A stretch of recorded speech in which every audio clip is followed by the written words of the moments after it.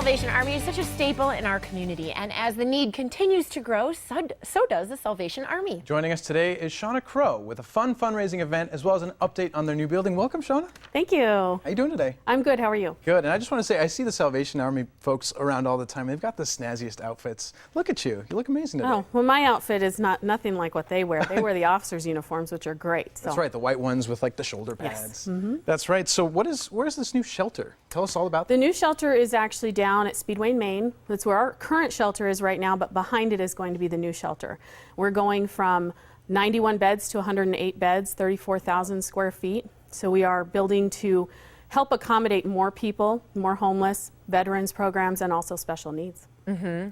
Well, give us a little snapshot of what are some of the new amenities that are happening there. The new things that we have, like I said, you can see the pictures here that of the start of the construction, and where we are today is actually 2 stories. We got walls up. It's really exciting. But we're going from 91 to 108 beds. We're going from being able to assess and help families instead of having to either send them to motels if we have vouchers for that. We actually will have 2 family units that they will be able to go into and be able to help them. We'll have access for veterans programs, so we'll have more help for veterans, and we'll have more help for special needs because, you know, right now, as you saw the elevator shaft, so we'll be able to help people with special needs, whether they're in a wheelchair or they need assistance of some kind. Fantastic. And so when is it expected to be done? I mean, it's a It big is process, expected right? to be done by December. We're actually dedicating the building on the 13th, which is a Saturday. That is going to be here before you know it. Yes. You guys must be really excited. We are excited. It's a $7.5 million project. We are a little bit ways away from that fundraising. We do need help still. We had to kind of dip into our reserves to help start the construction. And we have about $1 million in cash. We have $1.8 million in grants, and then we have about $800,000 in outstanding pledges and things like that, where people have pledged over a few years to give so much a month. Of course. And what's the long-term effect on the community? I mean, we're putting so much money into such a good cause. And what do you think it's going to end up being? Well, we have been waiting for this for 20 years. This is something that the original shelter was built in 50 years ago for veterans. These were men coming out of war, didn't have anywhere to go. So it was more of amenities for men, and we're trying to accommodate men and women and now children and families because they're finding themselves homeless. So this new expansion is actually going to help with those families, with single fathers, with single mothers, and be able to give them just more programming and services to get them back on their feet and back into whether they're going into transitional housing or they need job training.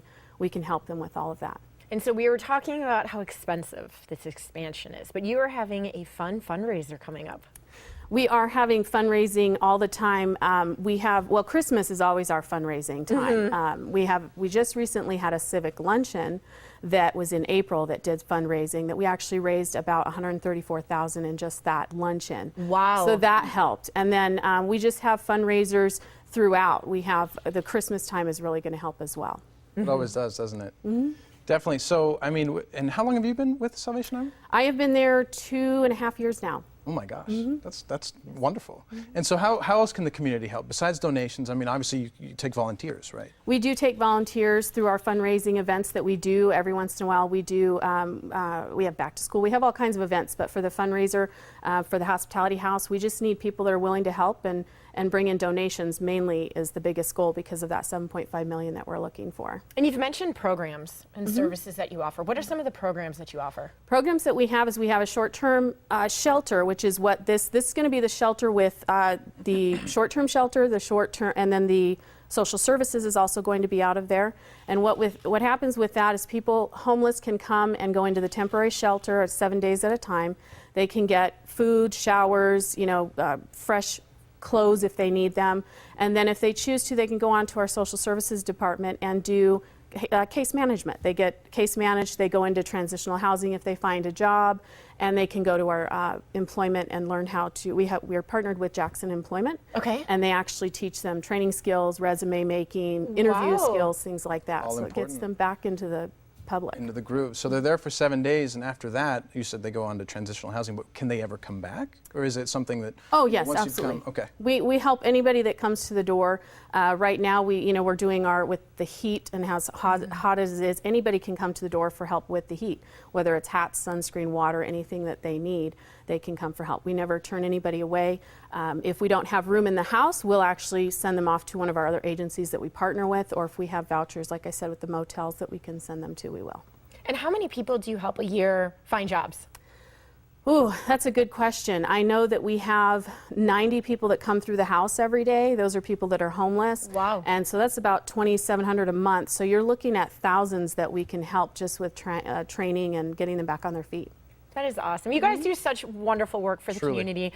And congratulations on the almost opening of the new building. Oh, everybody's excited. Oh, We I are bet. super excited. The homeless population is excited for it to be opening. I mean, we see smiles on their faces knowing that it's coming up. And every day I try and drive by there and I see the building just change a little bit more each time. And Such it's a amazing. wonderful feeling. I get a huge smile on my face, and Yeah. my family looks over at me. They think I'm insane, but I think it's wonderful. Well, Shauna, thank you so much. Thank you. And when you drop off your donations for the Hospitality House Building Fund, they request that you designate your donations to say that.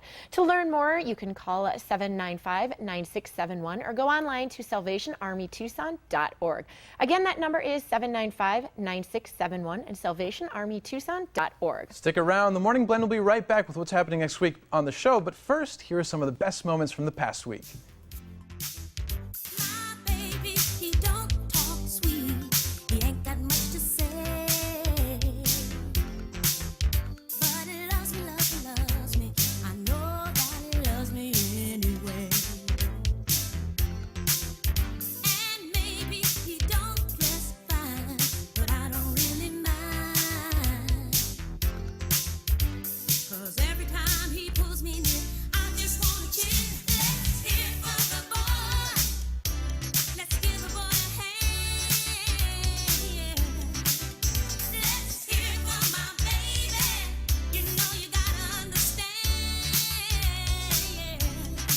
Oh, maybe he's no Romeo, but he's my loving one-man show. Let's hear it for the boy. This week's music was provided by 106.3 The Groove. Stay right where you are. The Morning Blend will be back in just a few moments.